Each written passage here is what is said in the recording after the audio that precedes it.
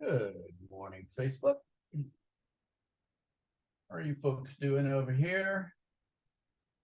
Facebook Live land. This is the NeuroCentric Approach NCA Saturday morning, 9 o'clock Pacific Standard Time.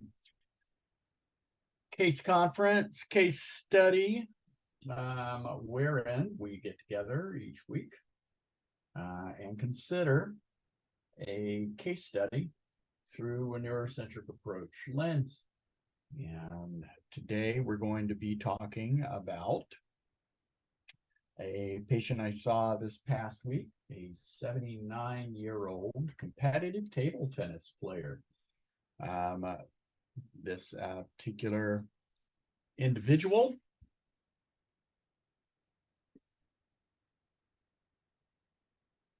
has been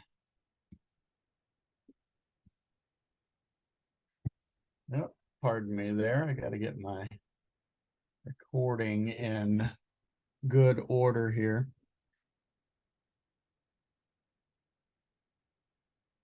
This particular individual has been dealing with about 9 months of pain.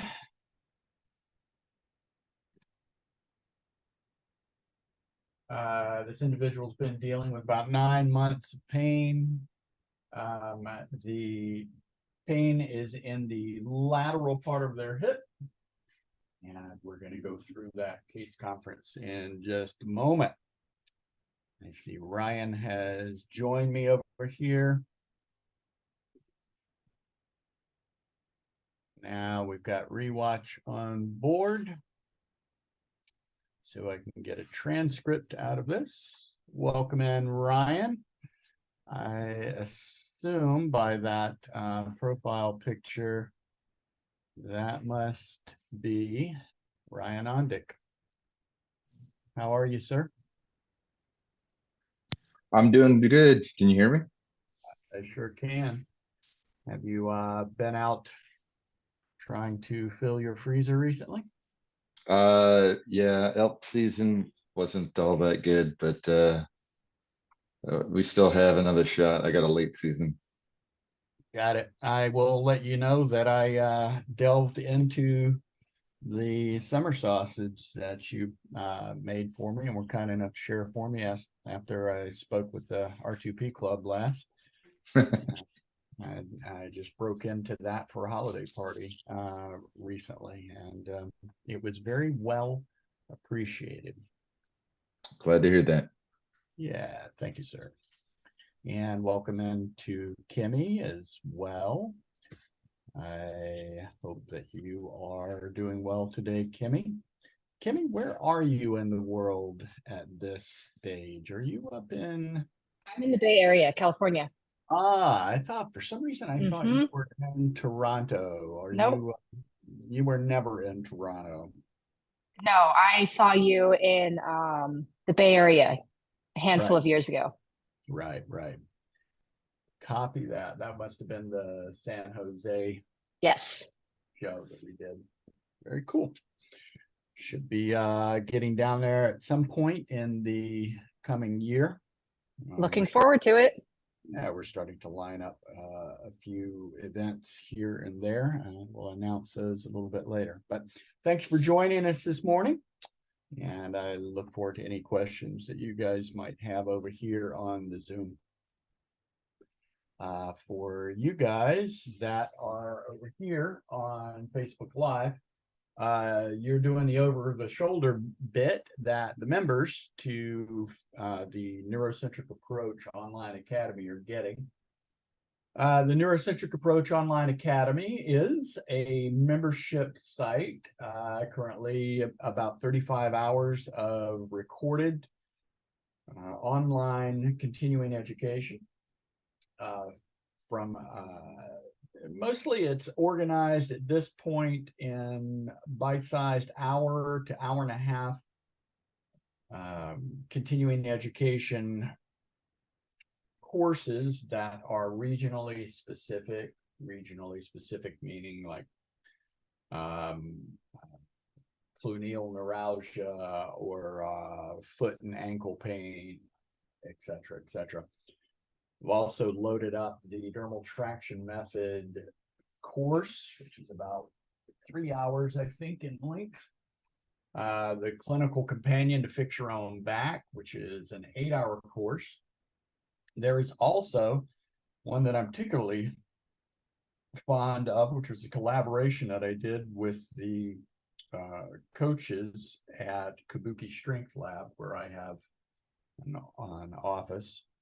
And that is a 13-hour behemoth, the fix your own back for the strength athlete course. So that one is for folks that are a little more familiar with playing in the weight room and negotiating relatively large loads. And ideally, as an athlete, probably trying to continue training for some sort of upcoming event. So we speak a lot about lateralization, training options, and safe training options to recover from a disc herniation and still stay active. So please do come join us. There should be a link for those of you over here on Facebook land. There should be a link there on the video for you to come join us. If not, it's academy.neurocentricapproach.com, or just go to the neurocentricapproach.com site. Okie doke. So we usually gather in this particular meeting and sort of organize ourselves around a case study. Welcome in, Alex. Appreciate you joining us. The case study this week, I'll go ahead and get into, since it looks like many of you that are joining us are in the Pacific Northwest. We don't want to talk about the weather today because it is pissing down rain in an atmospheric river out there. Got a current break, but hopefully I'll be able to get out and get my doggy in it. Got a few folks still jumping in here. Maybe I'll just talk about the weather for a minute while folks are continuing to join. Brian, is that Brian Dingzer? Yes, it appears it is. Joining us live from South Dakota. From his garage, or are you in your basement today, Brian?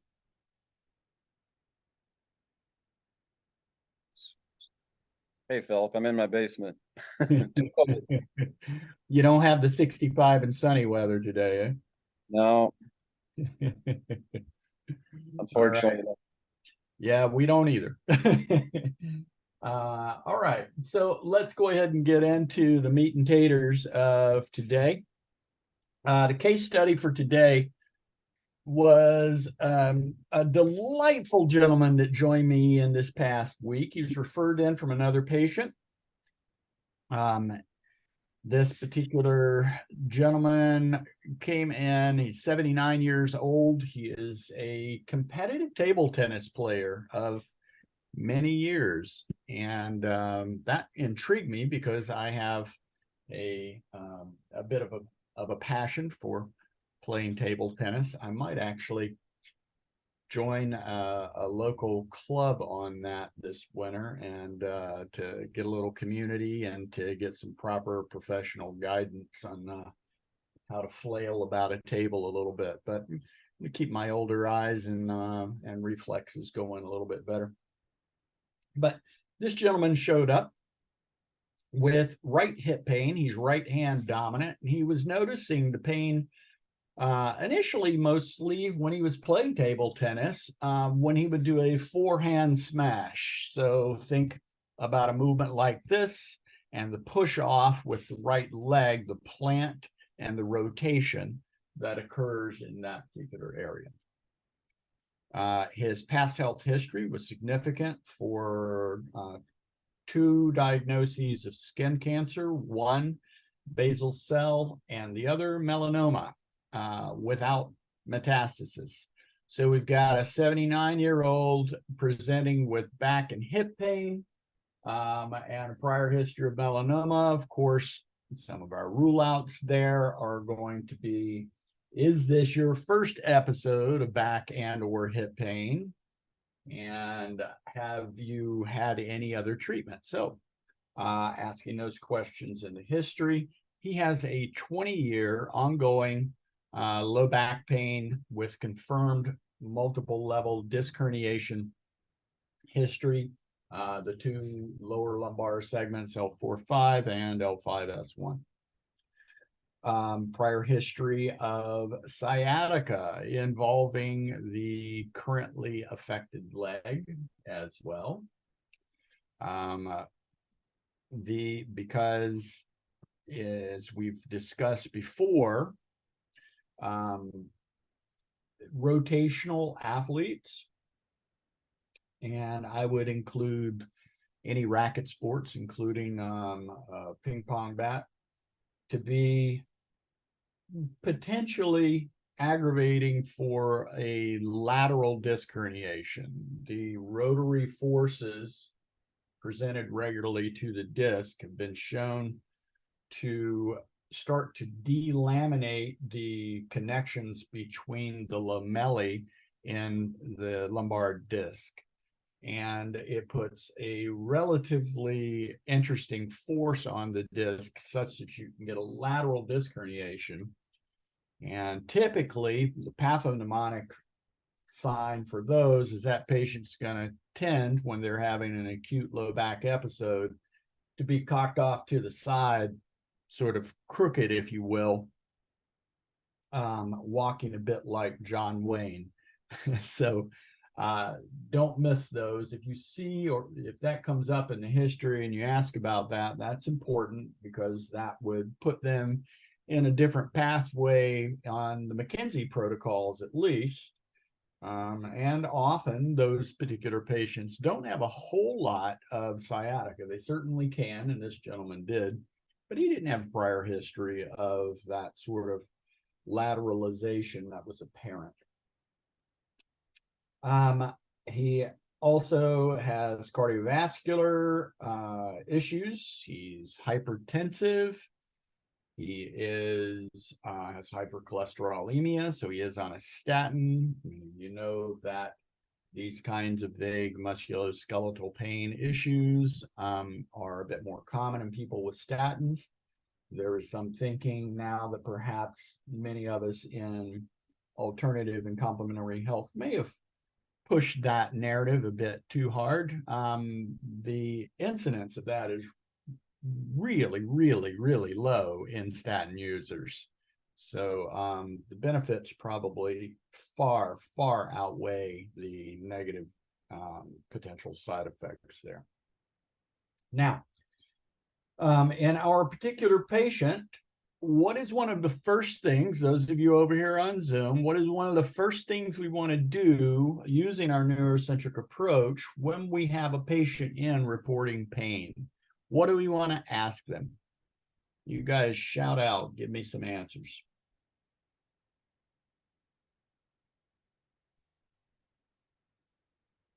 All right, There's okay. what makes it better or worse, positions, time of day, But in an old person like that, is the disc very well hydrated, in your opinion, to affect things like sitting to standing? Nope. No. Not typically, but this particular patient, in sort of vis-a-vis your questioning there, your remarks about getting palliation and provocation. Yes, I want an index test or an index movement. What is it that provokes the issue? And indeed, one of his provocations was standing from a sitting position after he's been sitting for a prolonged period of time. That's a tough index movement because in the course of an hour-long new patient intake, I don't have the time, neither does he, to sit him down and have us chat about the weather while his hip brews to a symptomatic status. So I ask him what other things might be provocative, and he came up with the forehand bat. So he demonstrated a movement that we could reliably reproduce the pain with. I had him repeat the movement several times so that we don't have an observed extinguishing of the index movement with repetitive reps of that movement. And then I carried out my physical examination. And cardinal planes of movement, forward bending, quite limited, did not reproduce his presenting symptoms. The presenting symptoms, Fortin finger test, he points right to the lateral part of his hip and to the inside part of his hip, sort of in the groin, anterior part of that hip. And when I had him extend, he was fine. Rotation was fine. Squatting, he was able to squat fine to about a quarter squat depth. But when he went to a half squat depth, which at 79 he could actually achieve, but he had reproduction of the lateral hip pain. The forehand bat index caused the pain in the groin and on the inside of the thigh. When I had him point where it was, he basically pointed to the upper inside part of his thigh. So because I had him standing up right then at that particular point, I could do a couple of quick screens right there, because I should have gone back and mentioned prior treatments. He had seen his PCP virtually. PCP had ordered x-ray of his hip. He had MRI of his low back as recently as a year ago, demonstrating the previously mentioned degenerative processes at the lower two discs. And the PCP, the x-ray demonstrated moderate osteoarthritis in the right hip, mild in the left. 79-year-old patient. I'm not getting terribly excited about moderate osteoarthritis, right? I probably got that, and many of you watching here probably do as well. So this particular situation, we go back to our provocation. I've got him standing right there, able to do the two provocations in standing. So I decided to see if I could modulate those in standing and just do some tissue discrimination right there. Now, this goes a bit off-piste of what we've described previously as a method of trying to keep you organized in your thinking process by going from bigger neuro down to smaller neuro. Well, in the bigger neuro, where do we get that info? We get that in the history. And in the history, we find out that his prior diagnosis of degenerative disc disease and prior sciatica, prior injections at the lumbar spine, all of that had prompted his physicians. His PCP sent him to a physiatrist who met with him again virtually. So nobody's actually done a physical exam on this guy yet. But they're already ready to discuss, based on findings on of a 79-year-old with hip pain. They're already in conversation about the possibility of a hip replacement, and prior to that, an injection of the trochanteric bursa to try to go for a putative trochanteric bursitis. And the patient had talked to his friend, and they referred him over to see me. So in standing, I had him do his forehand movement index test, and thinking about the area where he's having pain on the upper inside part of his thigh, you guys with your spidey sense of NCA perspective here, when a patient points to that area and you think of the neurology that services that area, what comes to mind? Shout it out. Femoral nerve, obturator nerve. I like the second one. The femoral nerve, yes, possibly, but this was around a little bit more medial and on the upper inside part of the thigh. So that is more obturator nerve. It does share some femoral innervation. There's a discrete obturator nerve point, somewhat analogous to what we're taught for neuralgia paresthetica, being a discrete area on the lateral part of the thigh. For the obturator nerve, that discrete area is about midway down the thigh for sensory changes in that area. And if they've got sensory changes in that area, hyperalgesia with skin rolling, or even diminished or heightened even sensory sensation in that part of the leg, then that is almost pathognomonic for obturator nerve involvement. So we think along the course of the obturator nerve, and entrapment sites that are common for the obturator nerve are above the ischium, right about the interface in the fascial compartment around the psoas. The obturator nerve cruises right up next to there, and sometimes can get bound up in that tissue right next to the psoas, and then will report when the person is using the psoas. Further downstream, the most far and away the most common place that I see entrapment issues involving the obturator nerve is beyond the inguinal ligament and beyond the ischium, where the nerve is sandwiched by a couple of the adductor muscles right there. And you can kind of follow the nerve down in that area. You get over about a centimeter medial to the pubic ramus there, and you can kind of find the obturator nerve across the front side of the ischium. Just make sure you're not rolling over a spermatic cord in your male patients. That will not make them happy.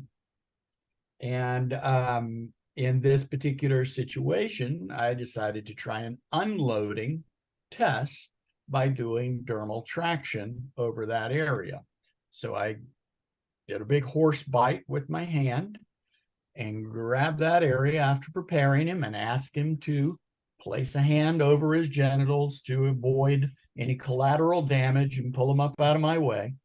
And we have a good laugh with that. And then I grabbed the upper inside part of his thigh and make myself a little better known in his world.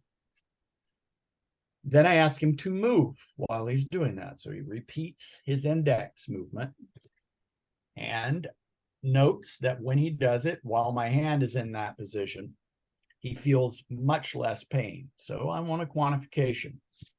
And only because over the years I've come around to this number, but if it's less than 30%, I don't get too interested in that.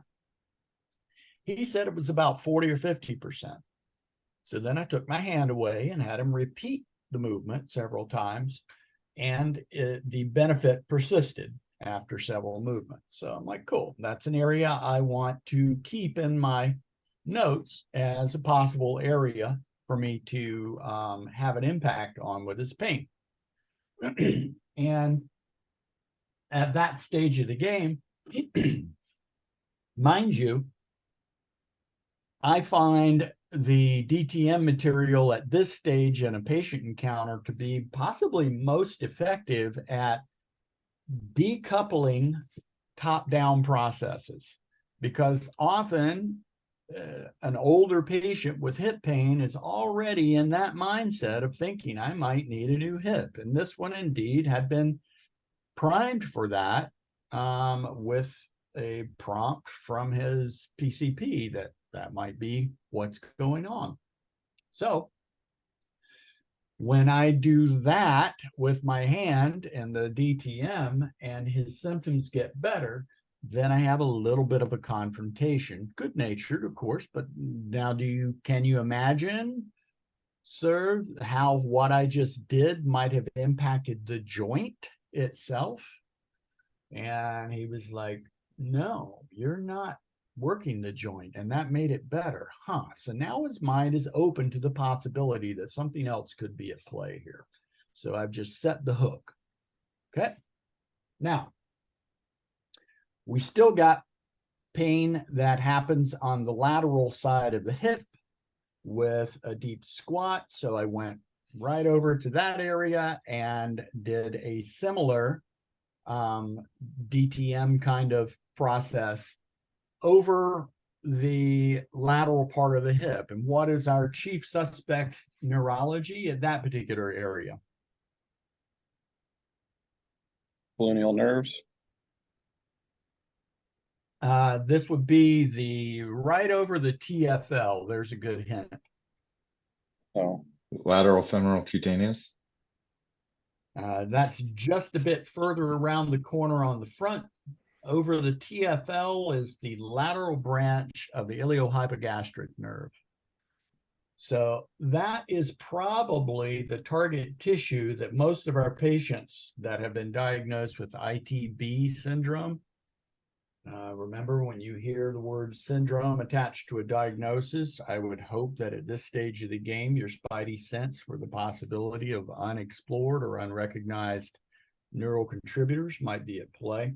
And you should go and do due diligence there to make sure that that tissue is being accounted for.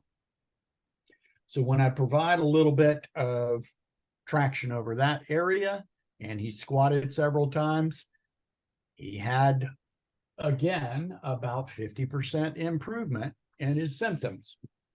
And it persisted after the hand went away. So that's great. Now I've got two areas that I think, based on very rudimentary and very preliminary evaluation, we may have some superficial neurology that's contributing to that particular issue. Okay. So I kind of catalog that. I don't jump right into that in the way that I would heartily discourage any of you that have been exposed to dermal traction method or DTM, YAP, or NCA. That would be my horror if you did those movements and rendered a diagnosis that the issue was only due to that. You want to also ask the question, why might that neurology be unhappy in that particular area? So I continued my examination, went ahead and did the lower quarter exam, did his motor testing, did his slump test, did his seated compression test, did the SLR, and those actually all came up relatively negative. He had a little bit of lingering tension or asymmetry in the right leg, but there was no reproduction of any of his symptoms on that particular side. So I've in a 79-year-old patient, I am going to be less keen about leading at the spine level to rule things in or out with a McKenzie playbook. There's nothing wrong with going and exploring it, but for time's sake, I usually, in an older patient with prior history of a diagnosis of disc degeneration there, I'm going to expect that there's probably some stenotic process in the lateral recess, and I'm probably not going to get a huge buy-in from doing prone press-ups. Possibly I get some buy-in from lateral, from wall glides, or from flexion-based movements from a McKenzie perspective. But I've got this patient right now in a on the bench, but at this point in the examination, and in a side lying position. And in the side lying position, I perform a neural tension test for the femoral nerve. And he had no reproduction of symptoms with the standard femoral nerve tension test. But when I added in David Butler's little tweak of abducting and internally rotating that right thigh, I was able to reproduce his medial thigh pain. And so at that point, I decided to, before I did my next input, stand him back up now that I've done some provocative tests and repeat his index. And when he repeated his two index movements, the pain had returned in both of those. With the squat, he had lateral hip pain, and with the mimic forehand, he had pain on the upper inside part of the thigh. So now I'm seeing that coolness factor of the DTM working seemed to be a relatively temporary thing. Sometimes it just is that way. But I've not yet explored back upstream at the spine to see if there might be something going on there. So I put him in a static opener position for the right leg. And we did 5 reps, 30 seconds on each time, 10 seconds off, static opener to maximally open the neural foramen in the lumbar spine, not specific to L4-5 or L5S1 or L3-4 or L2-3. It just opens, it biggers the cross-sectional area of the neural foramen of the entire lumbar spine. And he stood up from that, and this was the cool one. And you guys, if you've not seen it already, you will get to know this. There's a look on the patient's face when their affect, everything changes. When they go back and they repeat the index test using the clinical audit process that we teach, and they're fully expecting and anticipating a pain that's been familiar to them for a long period of time, and they do the movement and it's not there.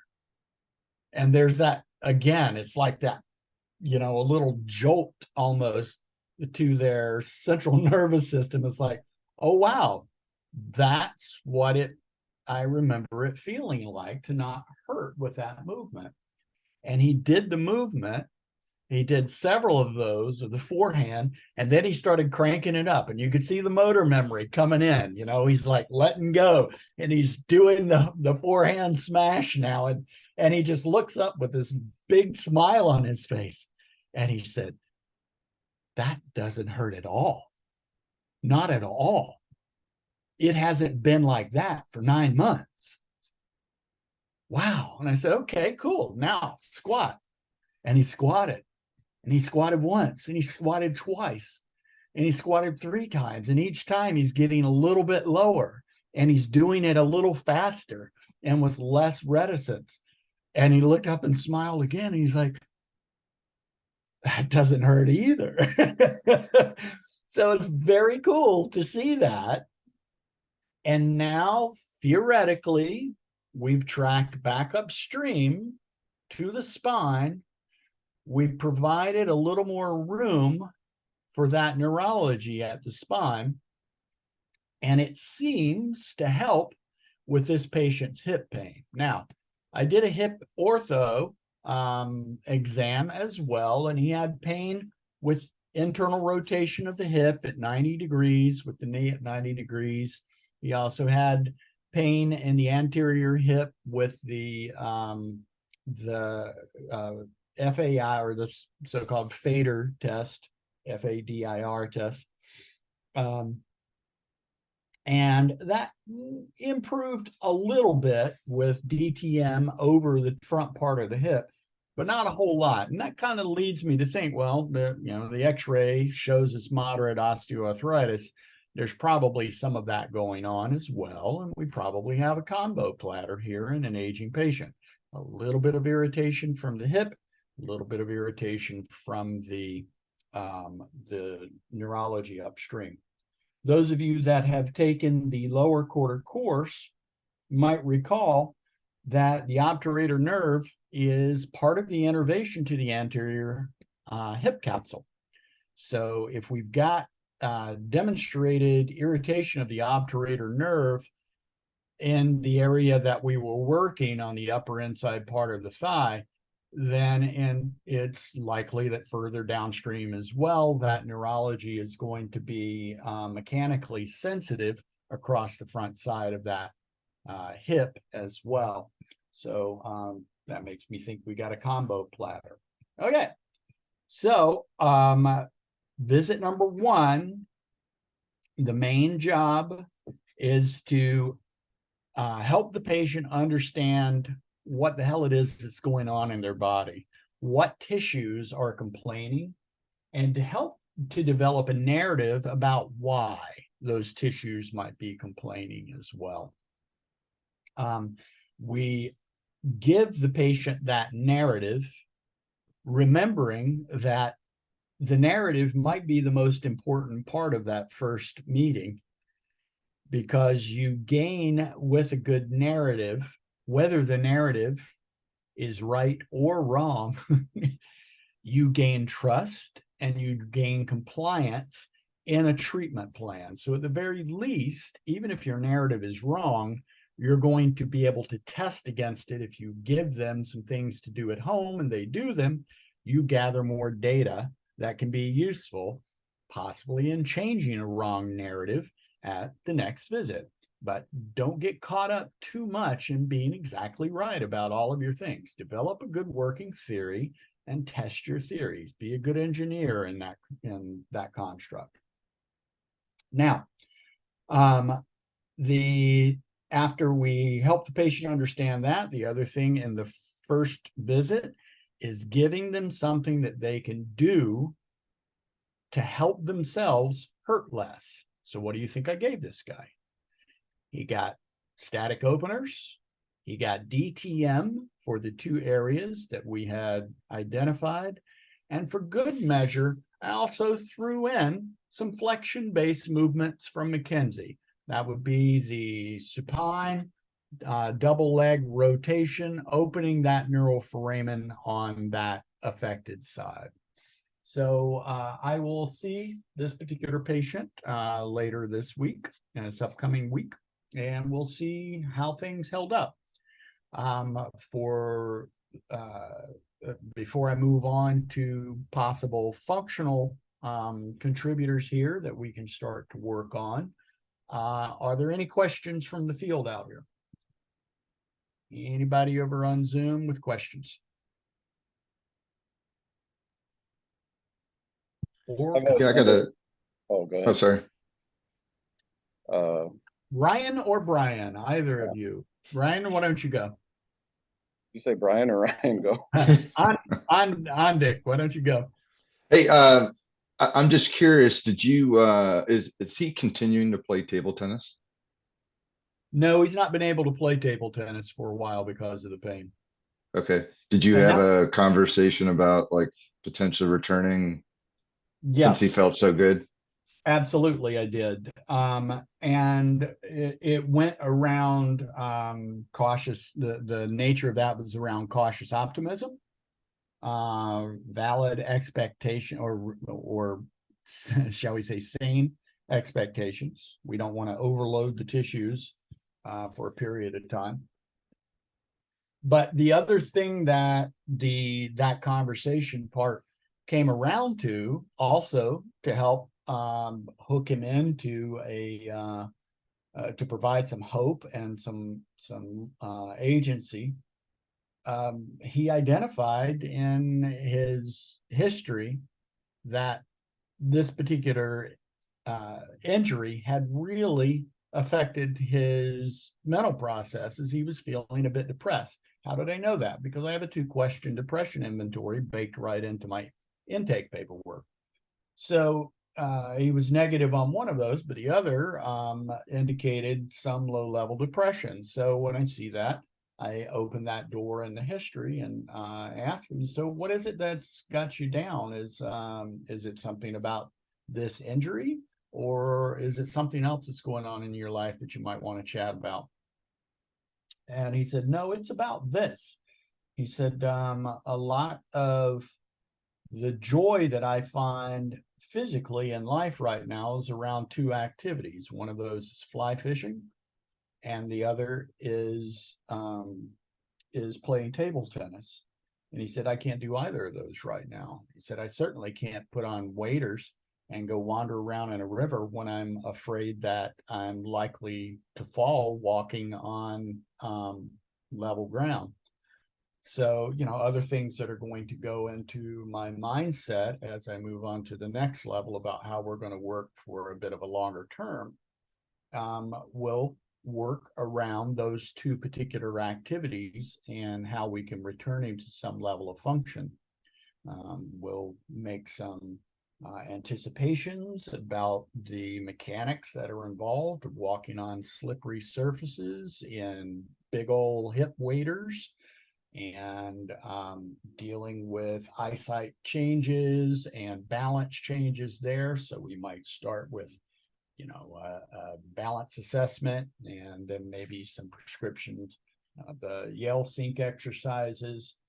We could progress from there to all kinds of fun and interesting things that I like to do in clinic, where we can walk into the gym and then using any amount of the equipment that's available to us, we can start modeling the movements that the patient wants to do. So we can start working with something that looks like fly casting. Is he just a regular fly rod, or is he using a spay cast rod? Needs to get something that, to my mind, in the gym starts to look a little bit like a shoulder rock that I can start to have him to move. With table tennis, can we get him to bring his bat or bring a racquetball racket? Sorry if that triggered you right there, Alex. She's got famous people in her household regarding racquetball. But yeah, if they bring their racket in, I might have them to model that, and we can just do some volleys right off of a wall in the gym with a racquetball or with a tennis ball. So those were the things that that came to mind when we started working with that. Any other input there, Ryan? No, I'm glad to hear that you're using, sounds like the GAD7 and PHQ-9. You got it. Do you ever use the FabQ? Yeah, I do. Not all that much though. I find again, you know me to be pragmatic in the application of these sorts of things. In your environment there at Western States, certainly you want to make sure that the boxes are checked and the fence is minded. And as an evaluator, you're going to be able to very clearly look at that note and say, okay, we're having a change over time or we're not. For me, I'm going more towards that pragmatic function, and a patient's perception of their score on an FABQ or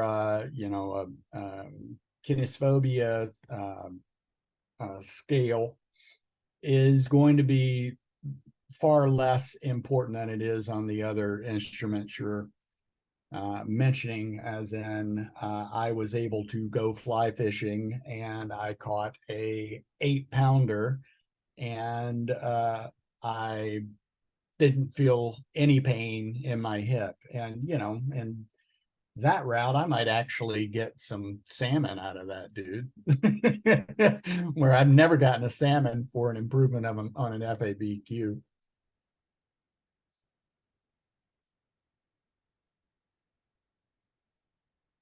Okay, Brian, I think you're on deck. What do you got for me?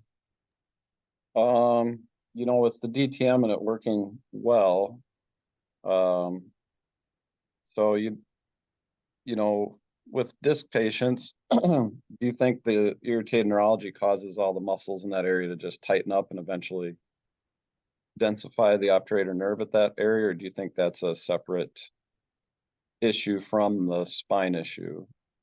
You know, Hard to say. I think I'd be on thin ice trying to go that far in any sort of etiology at this point. At this point, I would just lean on what I've observed. I've got downstream peripheral nerve sensitization that responds well when I open the tissues around that nerve. That does not tell me why the nerve is mechanically sensitive. And I test that theory or test that or question against that by providing openers of sorts at the spine for the nerve root and got an immediate benefit. So to my mind, in all likelihood, we're dealing with some sort of osteophyte process that's there at that particular level. In a 79-year-old, I'm less interested in the disc at that point as a source of nociception. I far more commonly at that point will find that the body has relatively well managed any kind of repair process to an inflammatory response at the annulus. At that point, the nuclear material in the center of the disc is no longer anything resembling a viscous fluid-like substance. It's very dense and meaty at that point. So the body will do all of those things, of course, to reduce movement, reduce shear, particularly at that particular segment. So And the instead in that older patient, what I will generally see that is irritated and is an ongoing source of nociception at that area is more often than not, it is the nerve root. And more often than not, the reason the nerve root is irritable is because of a compressive etiology as opposed to an chemical, a surrounding nearby chemical or inflammatory change from a disc. So the compressive etiology most commonly there is a disc osteophyte complex, some biggering of the various ligamentous structures in that area, the ALL and the PLL. And that would be the thing that I would be much more concerned with. Now, in all possibility, we might find that it's great that we can get some temporary benefit from this gentleman, for this gentleman with those exercises, but it might be that he's a surgical case, that he needs to have a bit of a laminectomy or get the roto-rooter surgery there. But at the very least, at this particular stage of the game, we have an observed temporary benefit on that particular involved structure, in this case, an upper lumbar nerve root. And sometimes using some of McGill's ideas about stacking phases of benefit or periods of benefit, we can find out from him, well, I do my static openers and I get a half hour of pain. Well, you're retired. Is there a possibility that at 25-minute intervals before the pain actually sets in, you could do another set of those, and then we can stack pain relief periods on top of each other. Now, what is actually going on physiologically during those pain relief events? Physiologically, locally, you're seeing an improvement in the overall metabolism of the neurology. You're improving the blood flow. If we're going to buy into Jeff Bove's axoplasmic flow, hypothesis and what he's actually demonstrated in lab animals. We could have an improvement in axoplasmic flow. So there again, another aspect of the metabolism of the nerve is improved. As a result, then we can potentially start to move a bit more. And now the elastic modulus of the nerve itself starts to change a bit more. So it's important to have some understanding of that, because that helps you to talk about these things to the patient as well. Because many of you that are doing the playing the DTM card and the YAP card with patients have heard them over time come back in and they say, yeah, my pain's back. You say, oh, well, is that little DTM thing that we were doing, is that not working now? No, it works. Are you doing it? No, I stopped doing it. Well, why'd you stop doing it if it works? Because it only helps for a little while. So part of your dialogue with the patient also involves maybe fleshing out a little better understanding of them, of these metabolic processes of a nerve when it becomes mechanically sensitive, and how you can take that transient benefit and stack it over time to allow the body to take a structure that is currently just overly sensitive and have a legitimate opportunity to clear it and to make it less sensitive. And then they can get back to relatively, something that looks like a more normal behavior. Any other questions? I was just gonna ask, oh, go Nice ahead. to see you, my friend. Yes, Brian. Oh, do you still, I think I heard you say somewhere, do you still stick to telling patients like 3 weeks of DTM daily or every other day, or what do you kind of tell them as far as getting that nerve to or area to calm down, as far as how long they should do it for? There's a lot going on when we do that stuff, right? I mean, part of it is the nerve itself for all of the reasons that I just described. Another is potential change in the interface between the neurology and the other structures it's interacting with. And, that goes to the arguments we can have out there about what you're doing with manual therapy. Certainly, I don't think we're releasing or breaking up scar tissue or anything of that sort. It's just the body's repair processes and, remodeling of tissues in response to load. And the thing that we're more concerned about is how that remodeling process might have impacted a nerve by compressing it or tethering it in such a way that it is getting tension forces beyond its likability. And that might take a good long period of time. I'll have them to do it. I mean, hell, I've got a spot back here, an old neck issue from old injury that, I do a little bit of DTM over the lesser occipital nerve pretty much anytime I ever feel any kind of tension in that area, and it sorts it out. When I get ready to go and throw the ball for my little doggy in the park and I'm going to be winding up and getting that twisting movement, I'll do that on the way to the dog park. So just little helpful household hints, and it doesn't necessarily fix the thing at the moment, but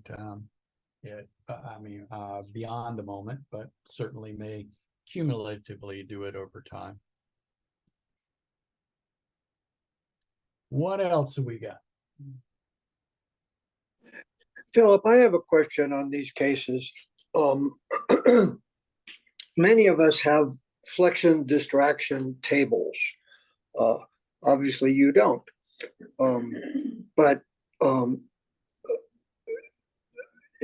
Flexion distraction table distracts and opens the facets and hopefully the foramen and it may, what I find when I'm doing flexion distraction on somebody like this is there will be a particular level where I can feel like, oh, that one's restricted. And then I'm opening that as a particularly useful manual therapy for these kind of cases. I think the original understanding of flexion distraction for discs, it may not be optimal for those, but especially in these older people, it really makes sense. And the other thing about flexion distraction is I don't know that it really puts the spine into flexion. It's mostly distraction. So anyway, thoughts on that? I like all of that. In fact, one of the guys that I went to school with, Ondic knows Dan Capitano. Dan's a good friend. And Dan, when he graduated, the path he went down was Cox flexion distraction, and he's got several tables in his clinic.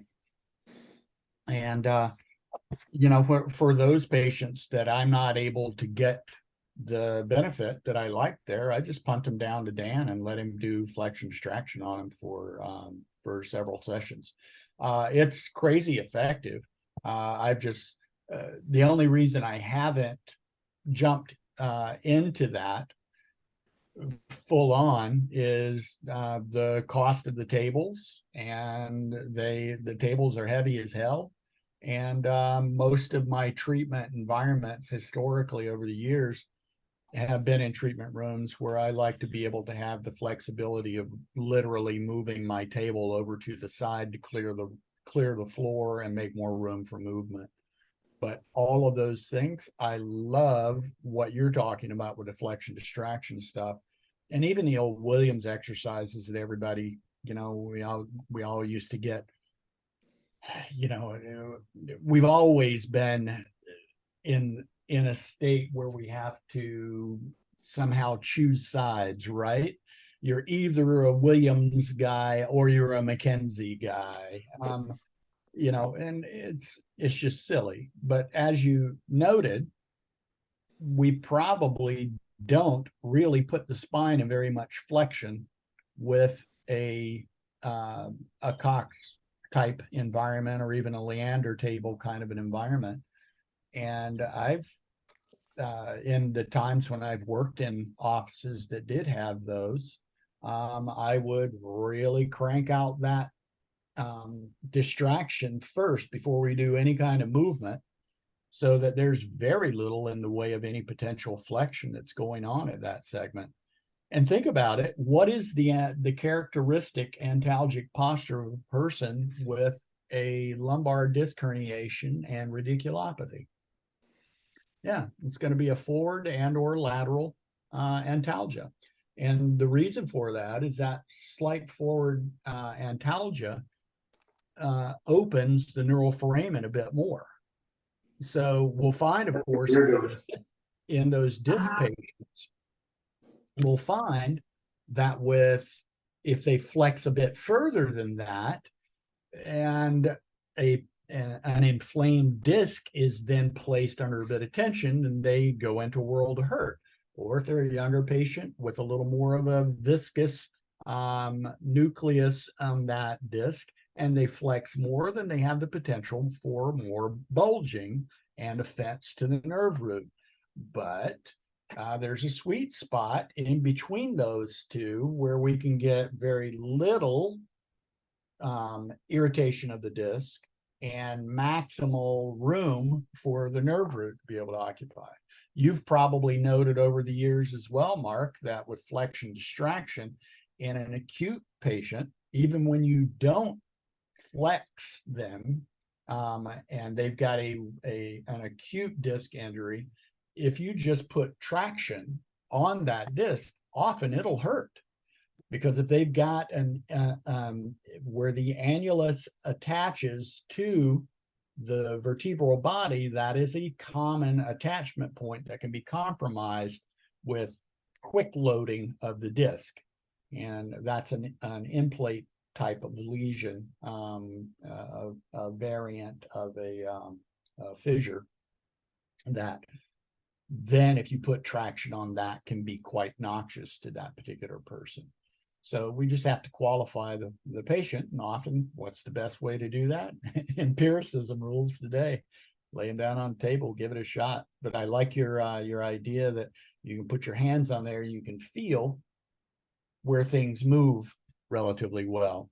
Now I'll take you back to recently when you and I played together a little bit, and you can feel when you lay on your back, and that now is taking the compressive load mostly out of the spine. And if we're working in an older patient with trying to move them out of a historical anterior pelvic tilt to try to provide a little more opening on the neural foramen, and we do something that looks like a log rolling, and then maybe we extend the legs up to a pike position, and then maybe move into a leg overhead, something that resembles a plow pose from yoga. If you do that slowly as you go up and down, you can kinesthetically feel, and the patients will feel it too. And you can put your fingers on it. You can even watch them and see, oh, there's a segment or two that's not moving so well. Let's slow down, back up, and let's play there for just a little bit and see if you can gain some motor control over the muscles that are controlling that particular segment.